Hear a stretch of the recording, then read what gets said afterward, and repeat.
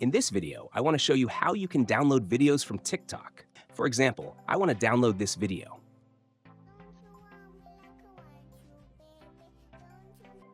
To do this, just click on the share icon and then click on the video link. Then, simply search for the website address snaptik.app in the search bar. And here, you just need to paste the video link.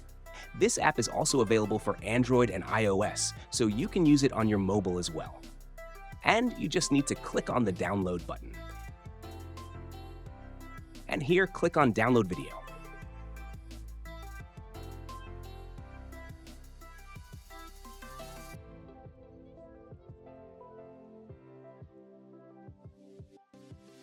It's that simple. The video will be downloaded.